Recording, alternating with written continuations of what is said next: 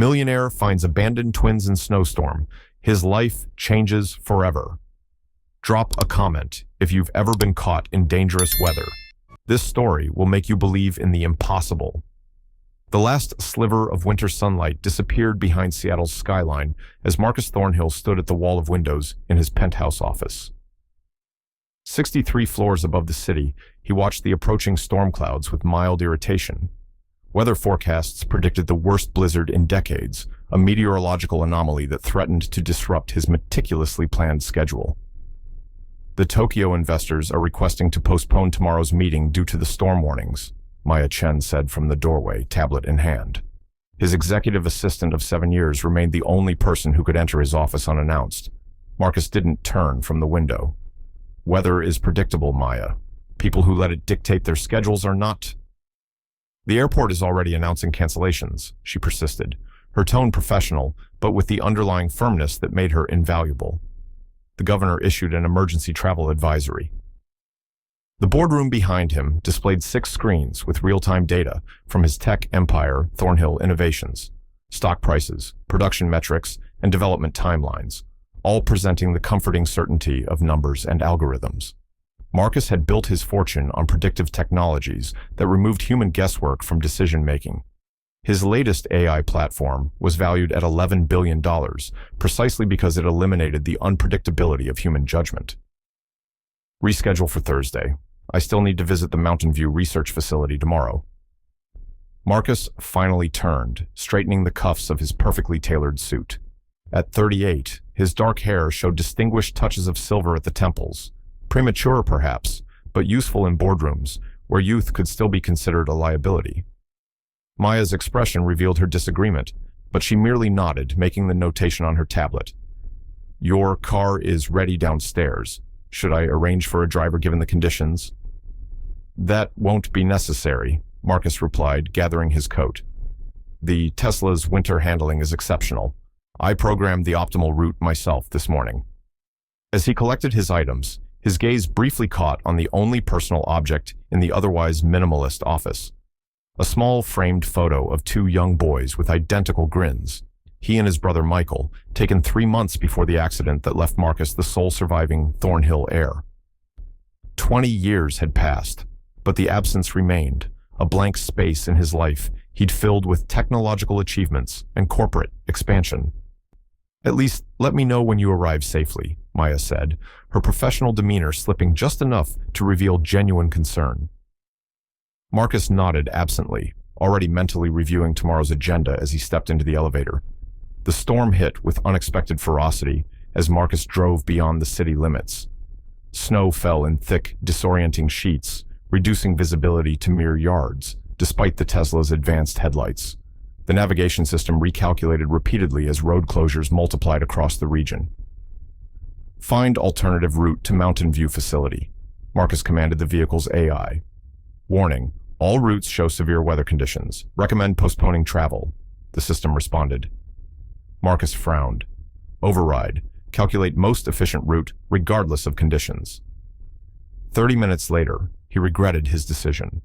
The Tesla crawled along an increasingly obscure forest road, its wheels struggling for traction on the snow-packed surface.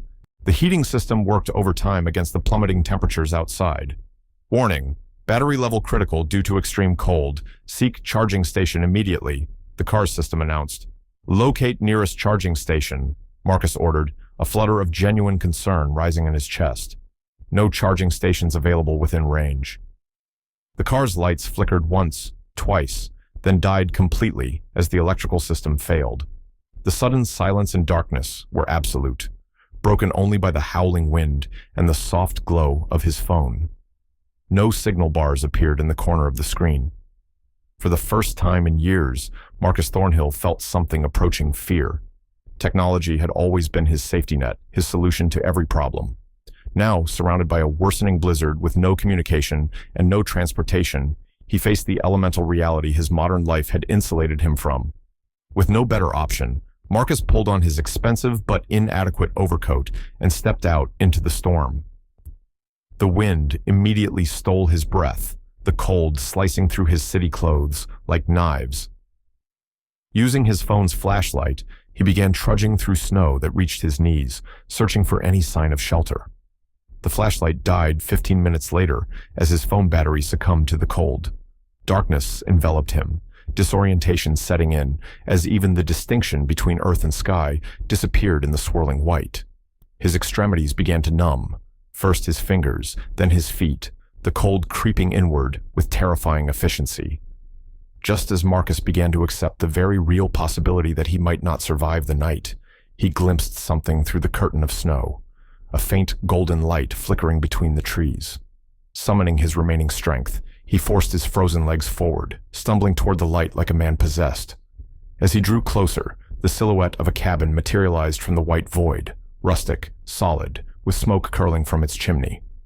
It seemed impossible, a mirage in this empty stretch of wilderness, yet the warm light spilling from its windows promised salvation. Marcus collapsed against the wooden door, his numb hand barely able to form a fist to knock. As consciousness began to slip away, the door swung open, flooding him with blessed warmth. His last sensation before darkness claimed him was of small hands pulling him inside and a child's voice saying, "He's here, just like grandfather said he would be." Consciousness returned to Marcus in fragments. First came warmth, blessed and enveloping after the bitter cold, then the crackling of a fire, the scent of wood smoke, and finally, the distinct sensation of being watched. He opened his eyes to find two identical faces hovering above him, studying him with unusual amber eyes that seemed to glow in the firelight. "He's awake," said one boy, his voice soft but clear.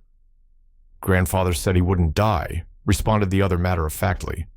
Marcus struggled to sit up, discovering he'd been laid on a worn leather couch before a stone fireplace. His wet clothes had been replaced with an oversized flannel shirt and thick socks.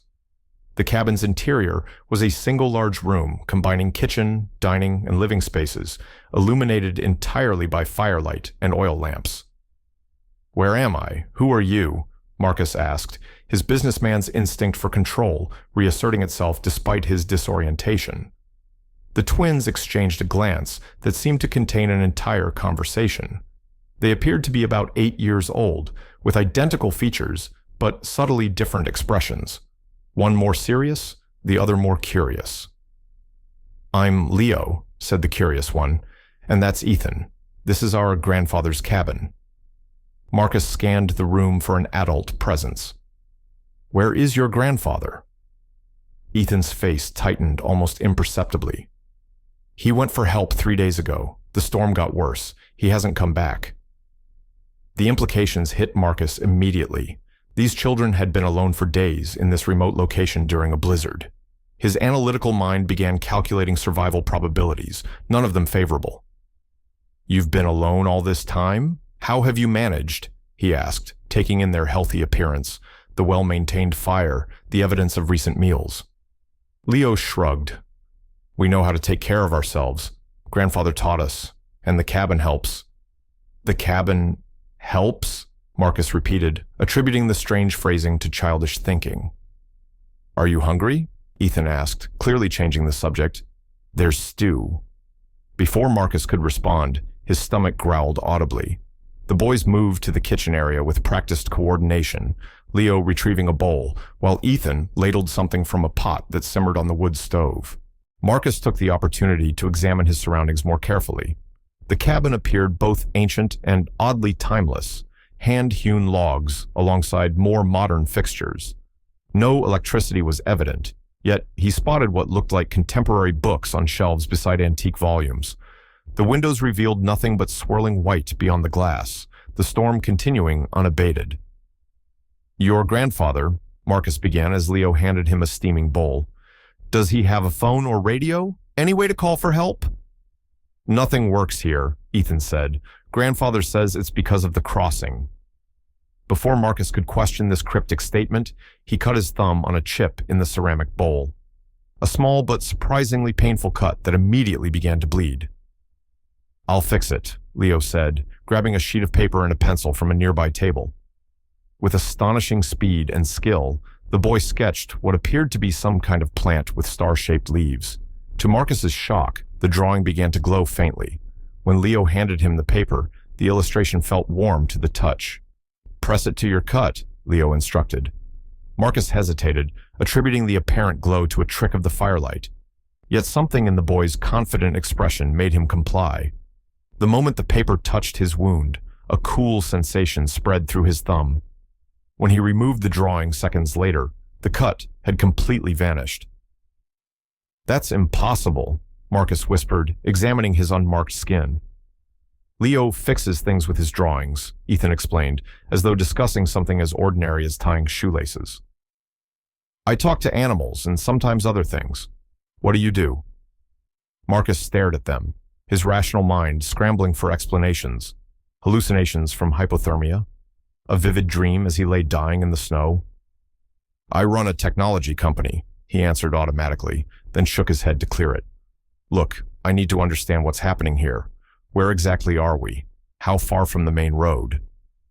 The twins exchanged another of their silent communications.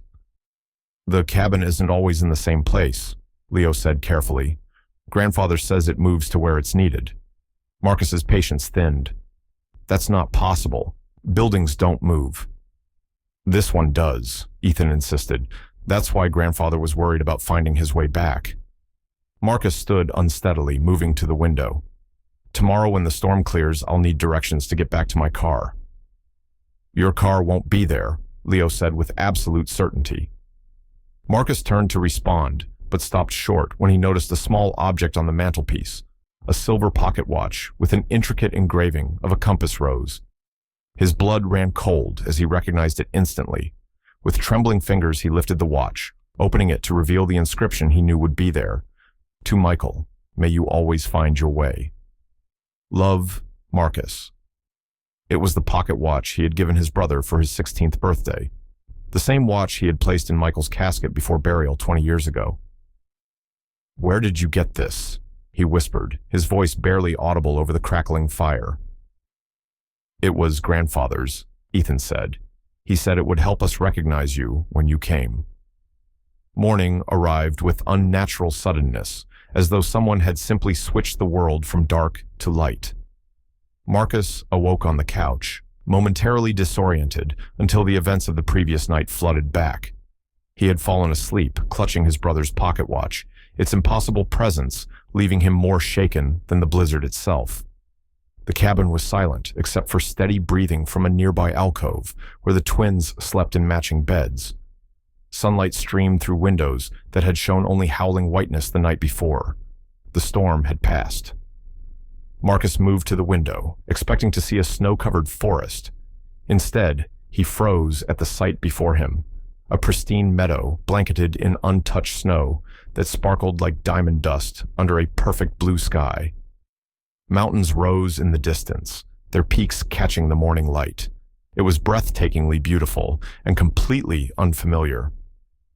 "It moved again," came Leo's voice from behind him. Marcus turned to find both boys awake, watching him with those unusual amber eyes. "That's not possible," Marcus said, the words sounding hollow even to his own ears after what he'd witnessed. "You keep saying that," Ethan remarked, pulling on a sweater, "but it doesn't make things any less real." Within 20 minutes, they stood outside the cabin, bundled against the cold. The air was crystalline and still, the silence absolute except for the occasional creaking of snow beneath their boots. Marcus circled the structure, searching for, what? Wheels. Some technology that could explain its supposed movement. The cabin appeared to be a standard log structure, rustic but solid, with no signs of modern technology. Yet something about its proportions seemed to shift subtly when viewed from different angles, as though it couldn't quite decide on its final form. "We should find our way back to civilization," Marcus announced, pulling out his phone. To his surprise, it powered on despite having died in the storm. The screen showed full battery, but no signal. "Which way?" he asked, looking to the twins. Ethan tilted his head as though listening to something Marcus couldn't hear.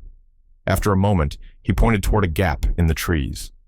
"That way. There's a fox who knows the paths." Marcus opened his mouth to dismiss this nonsense when a flash of red appeared at the forest's edge, a fox standing alert, its bushy tail twitching as it watched them. He says we should hurry, Ethan continued matter-of-factly. The sun will melt the top snow and make walking harder. Leo grabbed a small backpack, and the boys set off toward the fox without hesitation. Lacking alternatives, Marcus followed, glancing back at the cabin one last time. What happened next would haunt his rational mind for days to come. Between one blink and the next, the cabin simply vanished. Where a solid structure had stood seconds before, there was now only unbroken snow, as if the building had never existed. "Wait!" Marcus called, rushing back to the empty space. He swept his arm through the air where walls had been, finding nothing but cold mountain air. "This isn't possible," he whispered, his worldview crumbling beneath him like thin ice. "Grandfather says impossible just means you haven't learned the rules yet," Leo offered, watching Marcus's breakdown with curiosity rather than concern. The fox yipped impatiently from the tree line. Ethan nodded as though understanding perfectly. "We need to go.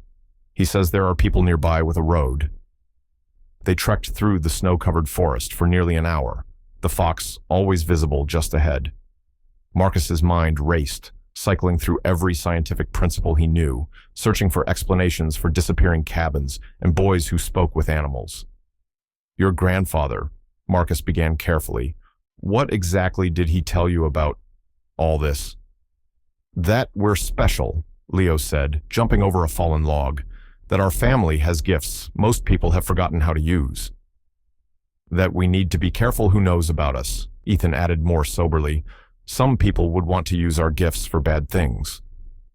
"And he said you were coming," Leo continued. "Someone who lost their magic, but might find it again." Marcus stumbled over a hidden root. "I don't have magic." Ethan gave him a look that seemed too knowing for a child. "Everyone has something. Most people just forget." They emerged from the forest to find a narrow plowed road, and, miraculously, Marcus's Tesla parked neatly at the roadside. It was impossible. He had abandoned the car miles away in a different location entirely. "Your car found its way too," Leo said with a smile. As they approached the vehicle, Marcus's rational mind made one last desperate attempt at control. "None of this makes sense. Cabins don't vanish. Cars don't relocate themselves. Children don't speak to foxes." As if on cue, the road ahead was suddenly blocked by a massive fallen pine tree, its trunk too large to drive around on the narrow road. "We're stuck," Marcus stated flatly, the simple, explicable problem almost a relief after the morning's impossibilities. Leo silently removed a small sketchbook from his backpack, opened to a blank page, and began drawing with swift, sure strokes. The image took shape, the fallen tree, but with its massive trunk, curving upward to form an arch, creating a passage beneath. Before Marcus could dismiss the childish fantasy, a loud cracking sound came from the fallen tree. He watched in stunned disbelief as the massive trunk began to bend, wood fibers stretching impossibly as the tree reshapes itself exactly as in Leo's drawing, forming a perfect arch for the car to pass under. Marcus's knees gave way, and he sat heavily in the snow. "Who are you?" he whispered, looking at the twins with new eyes, not as lost children, but as something his rational mind couldn't categorize. "We told you," Ethan said simply. "We're special, and Grandfather said you're supposed to help us now." The Tesla's autopilot navigated the winding coastal road as Marcus sat in stunned silence, occasionally glancing at the rearview mirror where the twins watched the passing scenery with innocent fascination. 3 hours had passed since the impossible incident with the tree, and his analytical mind still struggled to process what he'd witnessed. "You have a lot of glass in your house," Leo observed as they approached the security gates of Marcus's cliffside mansion. The modernist structure of steel, glass, and concrete perched on the Pacific coastline like a spacecraft that had landed among the pines, its clean lines and minimalist aesthetic a stark contrast to the organic wilderness surrounding it. "How did you know that?" Marcus asked, his voice tight. He hadn't mentioned his home. Ethan shrugged. "Leo sees things sometimes before they happen. I hear things from far away." The security system recognized the Tesla, gates sliding open silently. As they pulled into the circular drive, the mansion's AI activated automatically. "Welcome home, Marcus," announced a pleasant, neutral voice as they entered. Current time is 2:17 p.m. You have 17 new messages. Weather forecast indicates... The voice cut off abruptly mid-sentence. System, continue, Marcus commanded, frowning. Silence answered him, followed by an unexpected, Welcome home, Marcus, Leo, and Ethan. Marcus froze. The system shouldn't know the twins' names. He hadn't introduced them or entered their data. Your house knows us, Leo said with delight, spinning slowly in the vast minimalist foyer, his reflection multiplying infinitely in the glass walls. That's not possible, Marcus muttered, the phrase becoming a mantra of denial against the crumbling of his rational world. The twins explored the mansion with unabashed curiosity, while Marcus attempted to restart his malfunctioning systems. In the kitchen, appliances activated without being touched as Leo passed. In the media room, screens flickered between channels without input when Ethan approached them. Marcus's phone rang, displaying Maya's name. He answered with uncharacteristic relief. Where have you been? Her voice carried genuine concern. You never checked in. I've been trying to reach you for 18 hours. I got caught in the storm, Marcus replied, watching Leo examining the massive aquarium where exotic fish seemed to follow his fingers' movement with unusual coordination. Listen, I need you to come to the house. Something's happened. Within the hour, Maya arrived, elegant even in her obvious concern. She stopped short upon seeing the twins, who had made themselves comfortable in Marcus's pristine living room. You didn't mention children, she said carefully. Before Marcus could explain, Mrs. Winters, his housekeeper, emerged from the kitchen, looking uncharacteristically flustered. Mr. Thornhill, I've prepared rooms for the young guests, but I must say the kitchen is behaving most strangely. The refrigerator keeps changing its temperature settings, and the oven turned on by itself. Thank you, Mrs. Winters, Marcus replied, noticing how the twins watched the housekeeper with apparent approval. These are Leo and Ethan. They'll be staying with us temporarily. As Mrs. Winters led the boys upstairs to their rooms, Marcus pulled Maya into his study, closing the door behind them. I need to tell you something that sounds insane, he began. Maya listened without interruption as Marcus recounted the impossible events, the vanishing cabin, the fox guide, Leo's drawing that bent reality. When he finished, she studied him with the careful expression of someone evaluating a potential mental break. You believe these children have magical abilities? She asked finally. I know how it sounds. Marcus ran a hand through his hair. But I saw it, Maya. Things that violate every natural law, and now my house's systems are responding to them in ways I can't explain. Their conversation was interrupted by a security alert. On the monitor, a black SUV with government plates had pulled up to the main gate. I'm not expecting anyone, Marcus frowned. The security system announced, Visitor, Agent Thomas Clark, Department of Child Services. Marcus and Maya exchanged glances. That was fast, she murmured. How would they even know about the boys? They watched as a middle-aged man in a nondescript suit approached the front door. Something about his movements seemed oddly mechanical, his smile too practiced, as the exterior camera captured his approach. Downstairs, Marcus greeted the agent with careful neutrality. How can I help you? Mr. Thornhill, we received an anonymous report of unaccompanied minors at this address, Clark stated, his voice as flat as his expression. I'm here to conduct a welfare check. Before Marcus could respond, Ethan appeared at the base of the staircase, his face pale. Don't let him in, the boy whispered urgently. He smells wrong. He's not really from Child Services. Clark's eyes fixed on Ethan with sudden intensity. Ah, there you are. I'm here to help you, son. May I see some identification? Maya interjected smoothly, stepping between Clark and Ethan. The man produced a badge that looked official, but something about the interaction felt increasingly wrong to Marcus. The temperature in the foyer seemed to drop several degrees. The boys are here under my protection, Marcus stated firmly. If there are concerns about their welfare, my lawyers will be happy to address them through proper channels. Now isn't a good time. Clark's pleasant facade slipped momentarily, something cold and calculating flashing in his eyes. Very well, Mr. Thornhill, but I should warn you, interfering with a child welfare investigation carries serious consequences. After Clark departed, Marcus immediately checked the security footage. The cameras showed the man arriving at the front door, but there was no record of him approaching through the gates or driving up the private road. "He just appeared," Maya whispered, staring at the footage. "That's impossible."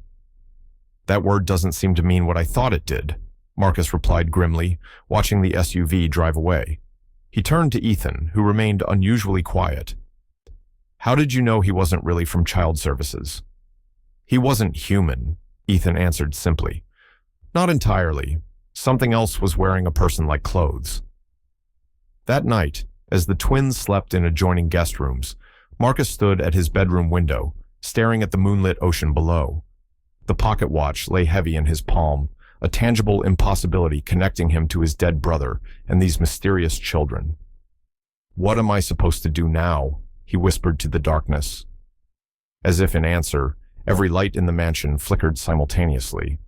1 month transformed the east wing of Marcus's modernist mansion beyond recognition. Leo's drawings adorned walls that once displayed only minimalist art, but unlike ordinary children's artwork, these illustrations shifted and moved when no one was looking directly at them. Birds fluttered between paper trees, stars twinkled in crayon skies, and occasionally, observers would catch glimpses of fantastical landscapes that couldn't possibly fit within the confines of the paper. Ethan's room had become an indoor forest. Inexplicable plants grew from polished concrete floors, vines climbed glass walls without attachments, and small animals, birds, squirrels, even a fox that looked suspiciously familiar, appeared and disappeared through impossible spaces. They never left messes, never damaged anything, simply existed in harmony with the boy who spoke to them in whispers. Marcus stood in the doorway of what had once been his minimalist meditation room, now converted to a shared play space for the twins. Maya approached, carrying a tablet. "The background checks on Dr. Parker came back clean," she reported. "Harvard-educated child psychologist, specializes in gifted children, no red flags." "And she's agreed to the confidentiality terms?" Marcus asked, watching Leo create a drawing that seemed to glow faintly around the edges. "Signed everything. She'll be here at 2. Maya paused, studying Marcus's face. "You've been touching your temples all morning. Another headache?" The headaches had begun 3 weeks ago, splitting pain accompanied by flashes of images that made no logical sense. Moments when he would touch an object and suddenly see not just what was happening, but what could happen, pathways of possibility branching out like lightning. "I'm fine," he deflected, though they both knew it was a lie. The doorbell chimed precisely at 2. Dr. Lillian Parker was a composed woman in her 50s, with intelligent eyes that missed nothing, and a calm demeanor that immediately put the twins at ease. Marcus observed from his study as she spoke with the boys, administered standard cognitive tests, and asked gentle questions about their background. "Their cognitive abilities are off the charts," Dr. Parker reported afterward in Marcus's study. "Their emotional development is remarkable as well, though they show signs of recent trauma, likely related to their grandfather's disappearance." "And the other things?" Marcus asked carefully. "The unusual abilities?" Dr. Parker's expression remained professionally neutral. "Children with exceptional intelligence often create elaborate fantasy worlds. It's a natural response to feeling different from peers." "These aren't fantasies," Marcus insisted before catching himself. How could he expect her to believe what he barely accepted himself? "Mr. Thornhill," she said gently, "I understand you've developed an attachment to these boys. That's commendable, but I should note that my recording equipment malfunctioned during our session. Every time I attempted to document our interactions, the files corrupted." Before Marcus could respond, his security chief, Alvarez, knocked and entered. "Sir, we've detected unusual surveillance activity around the property perimeter. Someone's been monitoring the mansion." After Dr. Parker departed, Marcus joined Alvarez in the security center. "Show me." Thermal imaging picked up 3 observation points. Alvarez indicated red signatures on the monitor. "Professional setup. Military-grade equipment. They've been there at least 2 weeks." Marcus frowned. "Any identification?" "None, but they're using a very specific frequency range." Alvarez pulled up a spectrum analysis. "It's the same band used by some government agencies." That evening, Marcus hosted a small corporate gala. an obligation he couldn't cancel without raising questions. The twins remained upstairs with Mrs. Winters, while executives and investors mingled in the main hall. Marcus moved mechanically through rehearsed small talk, his mind elsewhere. He was reaching for a glass of water when it happened again. His fingers brushed the crystal decanter, and suddenly his vision split into dozens of overlapping scenes, potential futures branching out from this moment. In most, the evening continued uneventfully. But in one branch, a dark-suited figure moved toward the stairs, toward the twins' rooms. Marcus blinked, disoriented, the water spilling across the tablecloth. As his vision cleared, he saw Dominic Gray entering the hall, his chief business rival, CEO of Gray Innovations, and a man who had no place on tonight's guest list. Thornhill, Gray approached with practiced charm. Stunning home, almost as impressive as the rumors about your new research project. I don't recall inviting you, Dominic, Marcus replied coldly. Gray smiled, the expression never reaching his eyes. Mutual investors, you understand? He glanced around with calculated casualness. I heard you've become something of a family man recently, adopted some special children. Ice formed in Marcus's veins. I think you should leave. Before I meet the prodigies, that would be disappointing. Gray nodded toward the staircase. Children with unusual abilities have always fascinated me. As Gray took a step toward the stairs, the vision Marcus had seen moments before aligned perfectly with reality. Without conscious thought, Marcus grabbed Gray's arm, surprising both of them with the force of his grip. My security will show you out, Marcus said, his voice dangerously quiet. Later, after the guests had departed, Marcus found Maya in his study, surrounded by ancient books and printouts. What's all this? He asked. Research, she replied, eyes bright with excitement and trepidation. After everything you've told me, everything I've seen myself, I started looking into folklore about magical children. She pushed forward an old leather-bound volume, open to an illustration of children with amber eyes, directing animals and plants. They're called the lineage in these texts, families with innate magical abilities passed down through generations. The accounts go back centuries, always describing the same gifts, communion with nature, creation through art, and... She hesitated. And what? Marcus prompted. Foresight, she finished, looking directly at him. The ability to see possible futures through touch. Marcus's head throbbed as another vision flickered at the edges of his consciousness. His brother Michael, standing before him as a teenager, warning him not to climb higher in that tree, because Michael had seen what would happen if he did. That night, Marcus dreamed of standing in the vanished cabin with Michael, now the adult he never lived to become. You've always had the gift too, Michael said sadly, but you buried it with me. It's time to remember. Marcus woke with a gasp, finding his hands had drawn a perfect map in his sleep, showing locations across the country marked with familiar amber-colored symbols. The morning news played on a wall-sized screen in Marcus's kitchen as he prepared breakfast with the twins, a domestic scene that would have been unimaginable 2 months ago. The corporate announcement caught his attention mid-pour, coffee spilling over the rim of his cup. Technology giant Gray Innovations has secured a classified government contract worth an estimated $3 billion, the anchor reported. While details remain confidential, sources suggest the program involves identifying and developing exceptional human potential. CEO Dominic Gray issued this statement earlier today. The screen cut to Gray, his practiced smile now familiar to Marcus. Our Exceptional Potential initiative will revolutionize how we identify and nurture humanity's next evolutionary step. Some individuals possess abilities that seem almost magical. Our job is to find them. Marcus muted the broadcast, aware of the twins watching him intently. They had grown more perceptive of his moods, almost as though they could sense his emotions. He's looking for others like us, Ethan said quietly. He looked right at the camera when he said magical, Leo added. He was talking to you. Marcus couldn't disagree. The timing was too perfect, just days after Gray had attempted to access the twins at the gala. We're safe here, Marcus assured them, though his newly awakening senses whispered otherwise. The headaches had intensified, accompanied by increasingly vivid flashes of possible futures when he touched objects or people. You'll need to come with me to the office today, he decided. We can't leave you here alone anymore. Thornhill Innovations occupied the top 15 floors of a downtown Seattle skyscraper. Marcus converted a rarely used conference room adjacent to his office into a temporary space for the twins, equipped with books, art supplies, and games. His executive team raised eyebrows but asked no questions. Their CEO's increasingly eccentric behavior had become a source of private speculation. The board meeting starts in 10 minutes, Maya reminded him, glancing at the twins who were settled in their makeshift playroom. They're concerned about the stock price dip following Gray's announcement. They think we're being left behind, Marcus translated, straightening his tie. Are we? Maya asked quietly. You've canceled 3 development meetings this month. R&D is waiting on approvals for the neural interface project. Marcus rubbed his temples, another headache building.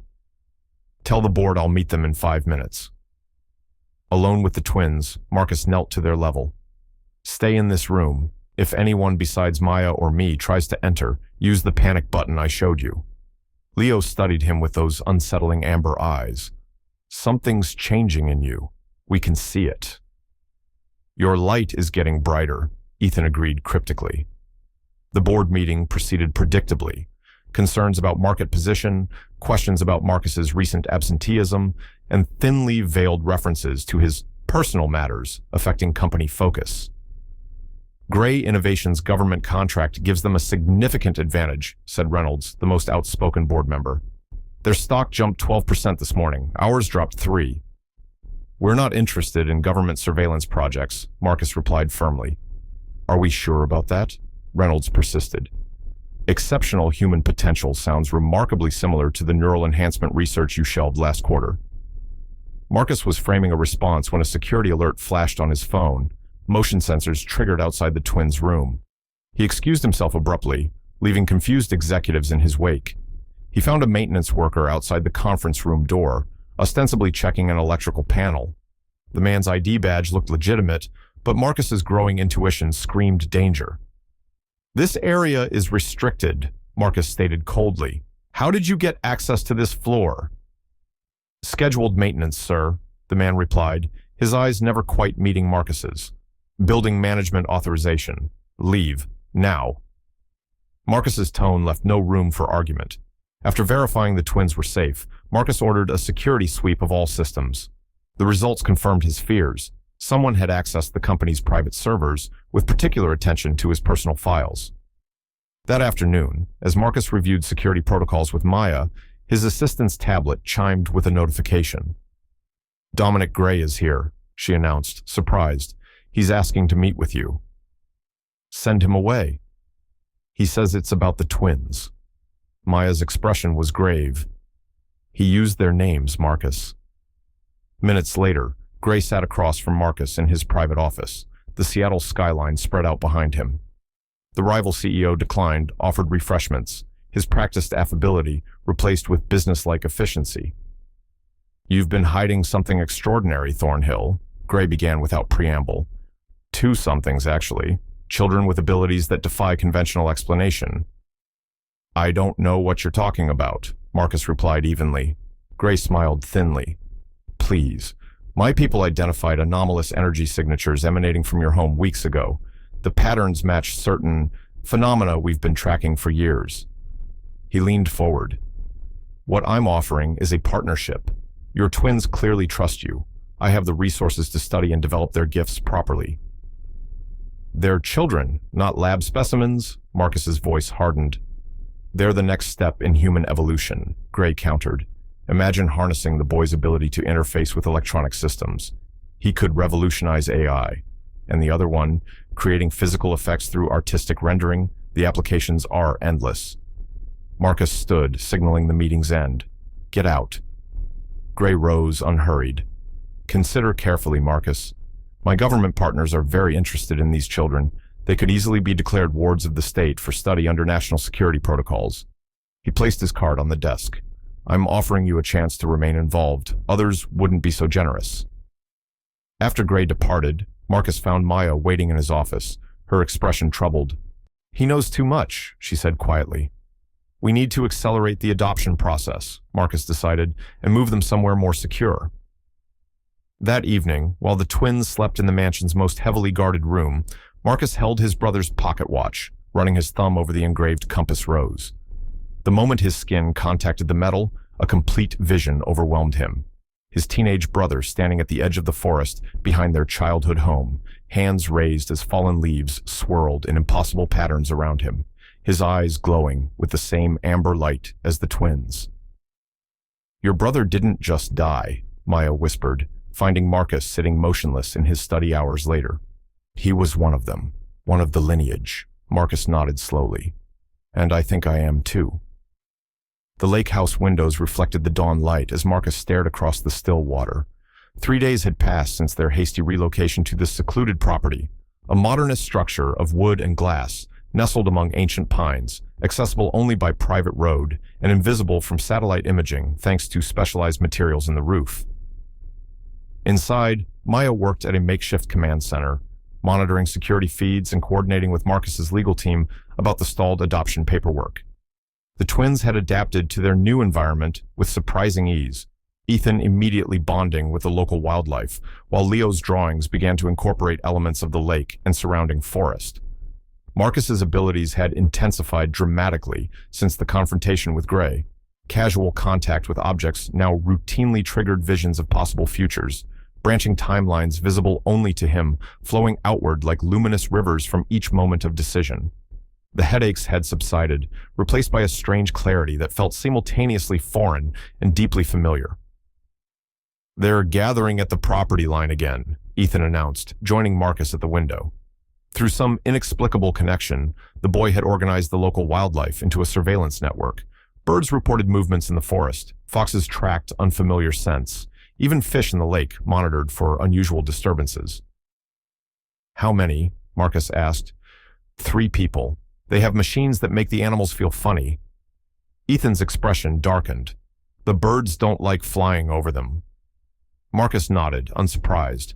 Gray's surveillance team had located them within 24 hours of their arrival. Not close enough to threaten, but present enough to send a clear message. You can't hide. Marcus's phone rang, an unlisted number he instantly recognized. With slight hesitation, he answered. "Marcus, darling."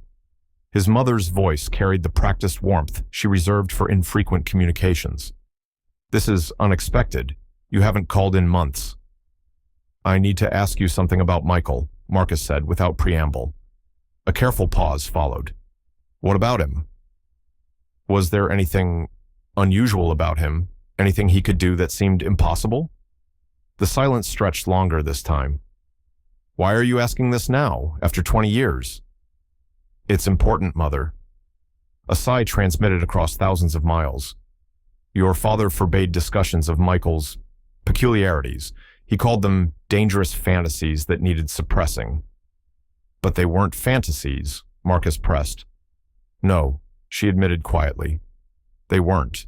The things he could do with autumn leaves, predicting thunderstorms before meteorologists, knowing which horse would win a race without ever studying form guides."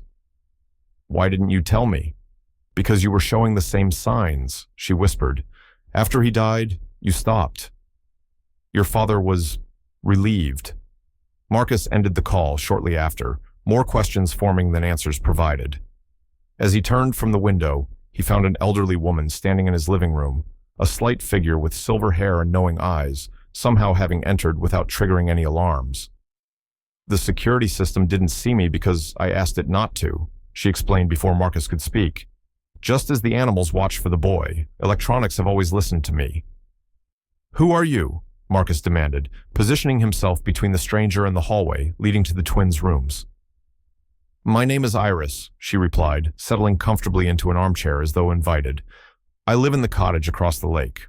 I felt them arrive 3 days ago, bright lights in the darkness after so many years of fading magic." "Felt who?" "The children. And you, though your light has been banked for decades." Her penetrating gaze reminded Marcus uncomfortably of the twins.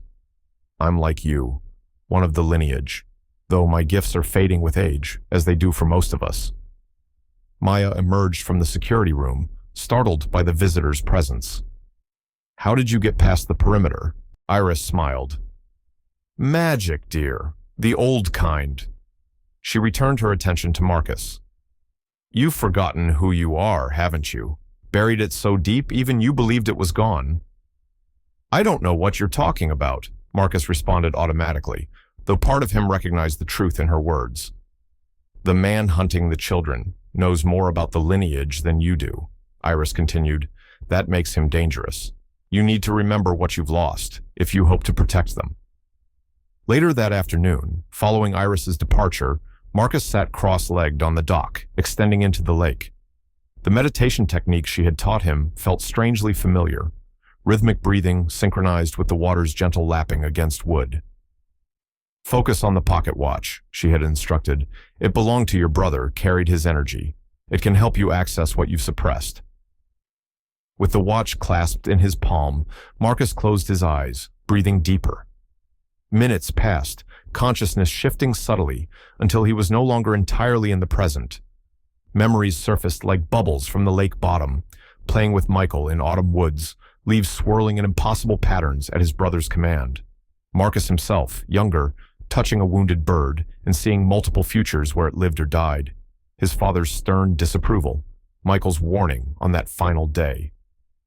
Don't climb higher, his brother had said, eyes briefly flashing amber. I can see what happens if you do. But their father had called Michael's warning nonsense, demanding Marcus continue climbing the old oak to retrieve a model airplane. Then the vision clarified. It wasn't Marcus who fell from that tree. It was Michael, lunging to push him from the path of a suddenly breaking branch, taking the impact himself. Marcus gasped, eyes flying open as the full memory crashed through 20 years of repression. Michael hadn't died accidentally. He had sacrificed himself, using his gift of foresight to save his brother, knowing the cost. The pocket watch in Marcus's hand glowed with gentle amber light, the same hue as the twins' eyes, as his own eyes once glowed before grief and denial buried his inheritance.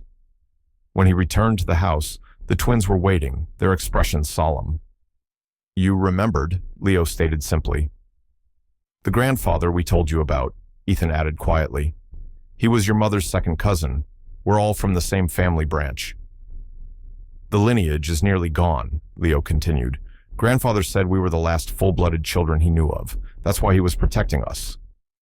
Before Marcus could absorb this revelation, Iris appeared at the door, her elderly face tight with alarm. They're coming, she announced without preamble. Gray's people have authorization papers. They're claiming emergency custody of at-risk minors in the custody of an unstable guardian. They'll be here by dawn. The pre-dawn mist clung to the lake's surface like a protective spell, shrouding the house in ethereal gray. Marcus hadn't slept, instead spending the night reinforcing his newly awakened abilities with Iris's guidance. The pocket watch now served as a focus tool, strengthening his foresight when he clutched it, allowing him to see further down the branching paths of possibility. They're coming from the North Road and the water simultaneously, he informed Maya, who coordinated their defense with military precision, despite her corporate background. 8 agents on land, 2 boats approaching the dock. How can you be certain? She asked, checking security monitors that showed nothing yet. Marcus held up the glowing watch. I can see it. Multiple paths, but all converge on that approach. Ethan burst in from the deck, breathless with urgency. The animals are agitated. Men with strange smells are moving through the trees. Through the window, Marcus observed the uncanny response of wildlife to Ethan's distress. Birds circled in agitated patterns. Deer emerged from the forest to stand alert at the property line, and a family of otters surfaced near the dock, watching with unusual intensity. Leo, show me what you've prepared. Marcus turned to the other twin, who unfolded a large drawing of the lake house and surrounding area. Unlike his usual illustrations, this one contained deliberate modifications. A hidden path where none existed, the boathouse relocated 50 yards from its actual position, the main dock appearing broken midway out. When I finish it, anyone looking at the property will see these changes, Leo explained, his small hands steady as he applied final details. It won't last long, but it might confuse them. Marcus nodded, memories of similar childhood deceptions flickering through his mind. How Michael had once made their treehouse invisible to their angry father through precisely this type of illusion. The lineage gifts often manifested in complementary patterns among siblings. Their plan is to separate us, Marcus explained, sharing what his visions had revealed. They'll take you two first, claiming child protection protocols. Maya and I would be detained separately, questioned about engineering anomalous conditions in minors. They think we experimented on the boys, Maya translated, disgusted. Exactly. Gray's people have convinced a judge we're conducting unsanctioned human enhancement trials. Marcus checked his watch. Conventional time now desperately important. We have 18 minutes before they breach the perimeter. The plan was simple in concept, nearly impossible in execution. Reach the emergency boat hidden in a cove beyond the main dock, take a route Marcus had foreseen as least monitored, and disappear into a network of waterways leading to a secondary location. Maya would create electronic misdirection, scrambling communications and feeding false coordinates to Gray's team. At precisely 5:42 a.m., the first signs of the raid materialized. Black-clad figures moving with practiced coordination through the tree line, boats with muffled engines approaching through the mist. As they advanced, Leo's illusion took effect. Marcus watched through the window as confusion spread among the tactical team, several members veering off course toward the falsely rendered boathouse, while others hesitated at the apparently broken dock. Now, Marcus urged, leading the group through the rear exit, staying low beneath window level. They moved as silently as possible toward the hidden cove, Ethan communicating with local wildlife to create strategic distractions. A deer bursting from cover to draw attention eastward, birds diving to distract boat personnel, fish leaping to splash and confuse thermal imaging. Marcus's foresight guided their path, allowing them to adjust course moments before danger materialized. When he foresaw agents appearing around the garden shed, he directed the group behind a stand of pines instead. When thermal imaging would have detected them crossing an open stretch, he timed their movement to coincide with Ethan's coordinated distraction of diving ospreys. They had nearly reached the hidden boat when Marcus's vision shifted, multiple possible futures suddenly collapsing into one unavoidable outcome.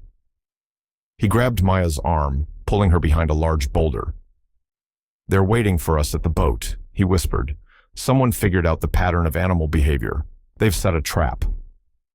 Before they could retreat, a helicopter materialized overhead, its near-silent approach masked by the natural sounds of the awakening forest. Powerful spotlights illuminated the small group as amplified voices ordered them to remain still. "We have federal authorization to place these children in protective custody," announced a man in tactical gear as agents emerged from concealed positions.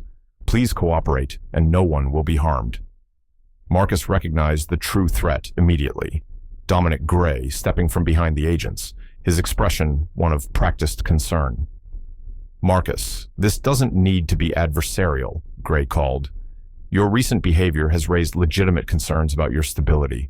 These extraordinary children deserve proper care and development." Marcus stepped forward, placing himself between Gray and the twins. "You have no idea what you're interfering with." "On the contrary," Gray smiled coldly, "I understand exactly what the lineage is.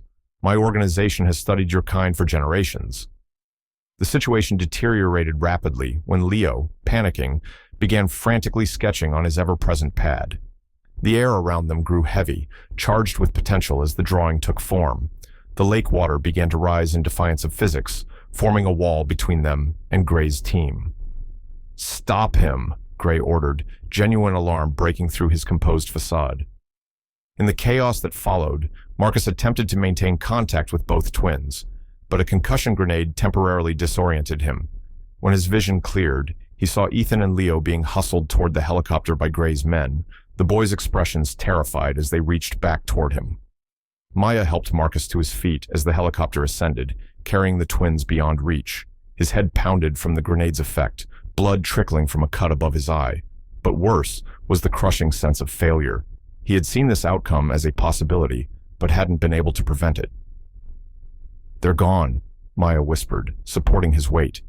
As agents moved to apprehend them as well, Marcus's fingers closed around a crumpled paper that had fallen from Leo's grasp during the struggle. Even in his terrified state, the boy had managed to create one final drawing, a detailed map showing exactly where Gray would take them, the image imbued with the unmistakable certainty of Leo's gift for seeing what others couldn't. "No," Marcus corrected, his determination hardening as his power flowed stronger than ever. They're not gone. They're counting on us to find them. The access badges identified them as Dr. Marcus Winters and Dr. Maya Chen, technical consultants from the Department of Energy's Advanced Research Division. Their fabricated credentials had passed 3 security checkpoints within Gray's mountaintop research facility, each guard more heavily armed than the last. Security protocols suggest level 4 containment for unclassified anomalous subjects, Marcus stated with practiced authority to the final checkpoint guard, perfectly mimicking the clinical detachment of a government scientist. We're here to evaluate containment parameters. Maya adjusted her glasses, which concealed a sophisticated scanner mapping the facility's layout. Director Gray specifically requested our assessment before proceeding with Phase 2 diagnostics. 48 hours had passed since the twins' abduction. In that time, Marcus's abilities had evolved with astonishing speed, necessity, and desperation, driving his development in ways that would normally take years. With the pocket watch as his focus, he could now track multiple future timelines simultaneously, identifying the precise path that led to success among thousands of failure scenarios. There, Marcus murmured, as they walked down a sterile white corridor, indicating a nearly invisible seam in the wall. Emergency exit route. Memorize its location. The Central Research Chamber appeared on their security badges as Exceptional Potential Assessment Lab. The reinforced doors slid open, revealing a space that resembled a cross between a high-tech medical facility and a children's playroom, colorful furniture and toys alongside sophisticated monitoring equipment and one-way observation glass. In the center, separated by a transparent barrier, sat Leo and Ethan. They appeared physically unharmed, but subdued, their usual energy dimmed by the clinical environment and the electrodes attached to their temples. They didn't react when Marcus and Maya entered. Either they didn't recognize their disguised rescuers, or they had been coached not to respond. Dr. Winters, Dr. Chen, a woman in a lab coat approached, extending her hand. I'm Dr. Eleanor Weiss, lead researcher. Director Gray mentioned you'd be evaluating our protocols. Has Gray extracted any usable data yet? Marcus asked, maintaining his cover while scanning the room for security weaknesses. Dr. Weiss frowned slightly. The subjects demonstrate remarkable resistance to standard testing protocols. They appear capable of selectively manifesting their abilities. They're choosing not to perform, Maya translated, exchanging a glance with Marcus. Precisely. Weiss lowered her voice. Between us, I'm uncomfortable with the accelerated timeline Director Gray is pushing. These are children, not laboratory specimens. An ally, Marcus realized, or at least someone with ethical concerns. He adjusted his strategy accordingly. We'll need to examine your raw data and the subjects directly, alone. Weiss hesitated. Protocol requires observation during all subject interactions. Our clearance supersedes standard protocol. Maya produced falsified authorization codes, national security implications. Once alone with the twins, Marcus quickly removed his disguise elements, the glasses, false beard, and hair coloring that had concealed his identity. Marcus! Leo exclaimed, eyes widening with recognition and hope.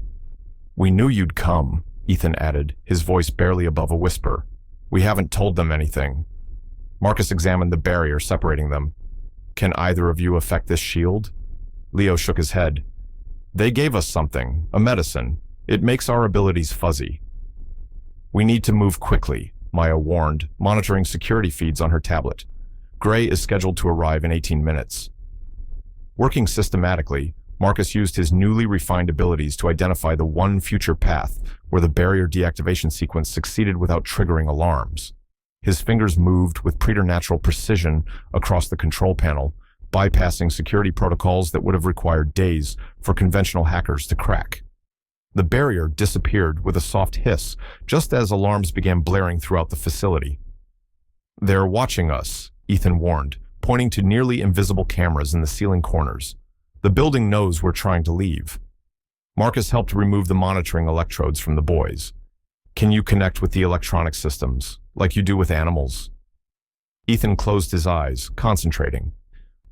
They're angry, confused, too many instructions coming at once. While Maya accessed the facility blueprints on her tablet, Marcus knelt beside Leo. "We need one of your special drawings, something to help us get out unseen." Leo's hands trembled as he sketched rapidly on a piece of paper from the testing area, a detailed rendering of them moving through the facility, shadow-like, undetected by surveillance. "It won't last long," the boy warned, "not with the medicine still in me."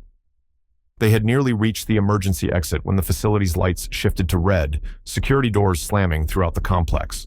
At the end of the corridor stood Dominic Gray, flanked by security personnel. "Impressive, Thornhill," Gray said, his composed facade giving way to genuine admiration. "Though I should have anticipated you'd come yourself, rather than sending a conventional rescue team." "This ends now," Marcus stated, positioning himself protectively before the twins. Gray gestured to the armed guards. "I disagree. My government partners are extremely interested in what makes these children, and apparently you, so special. The potential applications are limitless." "They're not weapons to be developed," Marcus countered. "The lineage has existed alongside humanity for centuries without interfering." "And look where that restraint has gotten you," Gray replied. "Nearly extinct, hiding your true nature. We're offering something better: understanding, development, purpose, experimentation, exploitation, control." Marcus took a step forward. "You want to harness abilities you don't understand." "I understand more than you think." Gray's expression hardened. "My great-grandfather documented the first lineage subjects in 1926. My family has dedicated generations to this research." The confrontation reached its breaking point when a technician rushed in, whispering urgently to Gray. The director's eyes widened with alarm. "What have you done?" he demanded, turning to the twins. Marcus felt it then, a surge of energy emanating from the boys. Despite the drugs suppressing their abilities, Leo and Ethan had managed to synchronize their gifts. Leo's drawings were manifesting physically throughout the facility, while Ethan had established connection with every electronic system simultaneously. Reality itself seemed to waver as Leo's creations became solid, walls rippling like water, floors temporarily transforming to forest paths, ceiling panels opening to impossible star-filled skies. Meanwhile, security systems rebelled under Ethan's influence, doors opening and closing randomly, surveillance cameras turning to observe their operators instead of subjects, containment fields reversing polarity. "Stop them," Gray ordered as the facility began to destabilize around them. "Initiate Containment Protocol Omega." Marcus recognized the moment from his visions, the critical juncture where most future paths led to disaster. Acting on foresight rather than current reality, he grabbed both twins and pulled them toward a wall that appeared solid, but would, according to his vision, transform into an exit in exactly 2.7 seconds. "Maya, now!" he shouted. As reality buckled around them, Gray activated a failsafe system designed to contain supernatural phenomena, a specialized field that began stabilizing local reality but threatened to trap them all in a rapidly destabilizing energy bubble. The last thing Marcus saw before escaping through the temporarily manifested exit was Gray's expression of frustrated wonder as the containment field expanded to envelop him instead of his targets. The mountain facility shimmered like a mirage in desert heat, its solid walls becoming translucent as multiple realities bled together. Within the containment field, past, present, and future momentarily existed simultaneously, a dangerous fracturing of natural order triggered by Gray's desperate attempt to contain powers beyond his understanding. Marcus, Maya, and the twins sheltered behind an outcropping of rock 200 yards from the facility's entrance. The boys' combined abilities had created their escape route, but the cost was becoming evident as reality itself protested the violation of its fundamental laws. "It's breaking," Leo whispered, watching as sections of the building flickered between different versions of itself. Now a gleaming research center, now an abandoned ruin, now something that had never been built at all.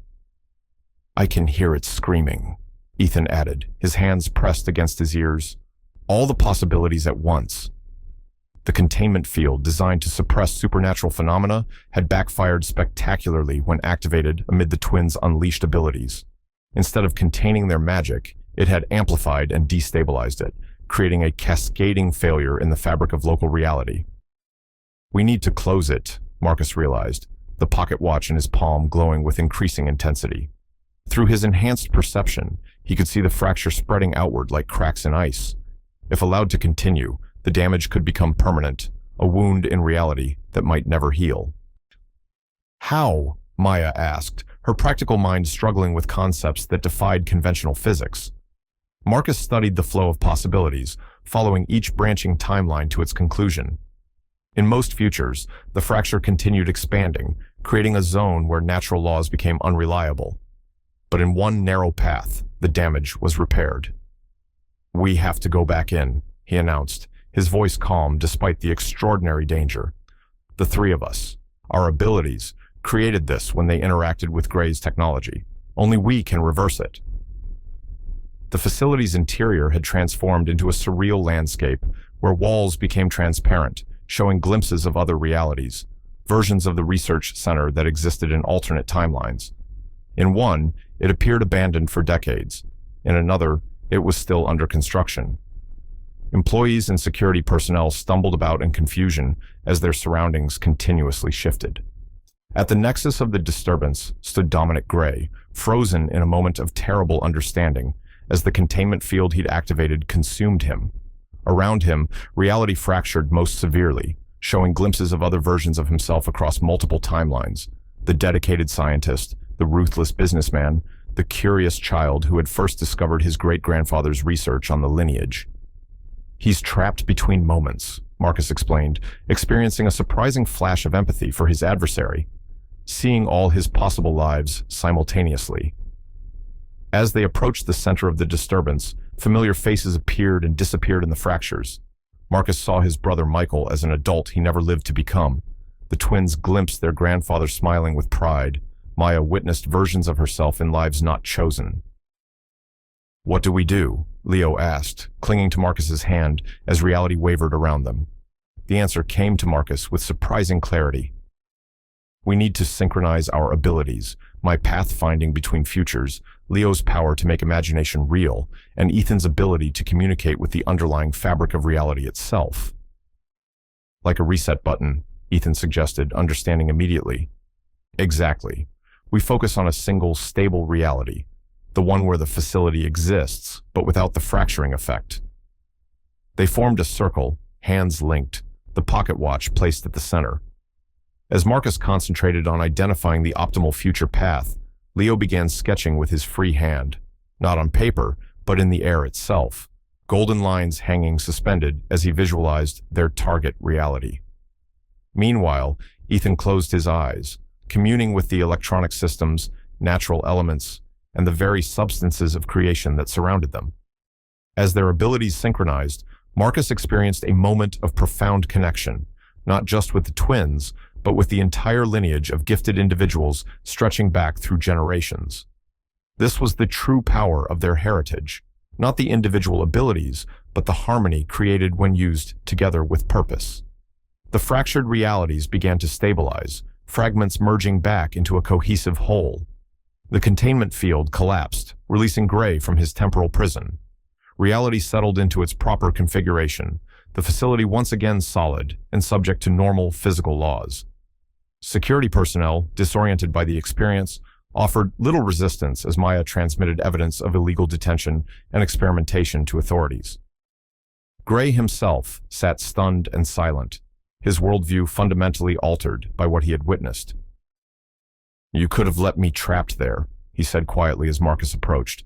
"Why didn't you?" "Because that's the difference between us," Marcus replied. "Power isn't about control. It's about responsibility." 6 months later, Marcus stood on the deck of his renovated mansion, watching Leo and Ethan play along the shoreline. The formal adoption had been finalized the previous week, making official what had been true in their hearts for months. The boys' abilities continued to develop under Marcus's guidance, now tempered with understanding of their heritage and responsibility. The Thornhill Foundation for Exceptional Children had been established with Maya as co-director, its real purpose carefully concealed behind legitimate educational initiatives. Already they had identified 3 other children with lineage abilities, providing sanctuary and guidance away from those who might exploit their gifts. Marcus's own powers had stabilized into reliable foresight, allowing him to navigate business and personal decisions with unprecedented clarity. The technology developed from his insights had revolutionized his company while carefully concealing its true source. In his pocket, Michael's watch ticked steadily, no longer glowing with urgent power, but serving as a comfortable reminder of the brother who had unknowingly set him on this path. On particularly quiet evenings, Marcus sometimes felt Michael's presence, approving of the family he had built and the heritage he had reclaimed. Inside the house, what had once been a sterile showcase had transformed into a true home. Leo's artwork adorned walls that once displayed only minimalist designs, his drawings occasionally shifting when no one was looking directly at them. Ethan's connection with nature had brought life to formerly empty spaces. Plants thrived in impossible conditions, and animals visited regularly, creating a harmonious ecosystem within the modern structure. As twilight settled over the water, Maya joined Marcus on the deck, her hand finding his with the easy familiarity of shared purpose and growing affection. "Do you ever wonder what would have happened if your car hadn't broken down in that snowstorm?" she asked. Marcus smiled, watching the twins constructing an elaborate sand fortress at the water's edge. "I don't need foresight to know that some things are simply meant to be." And that's how a man who believed only in what he could measure discovered the immeasurable magic of family and his own forgotten gifts. If this journey touched your heart, like this video, and subscribe for more stories that remind us all there's magic in this world if we only have the courage to see it. What do you think happened to Dominic Gray after his encounter with real magic? Share your thoughts in the comments below.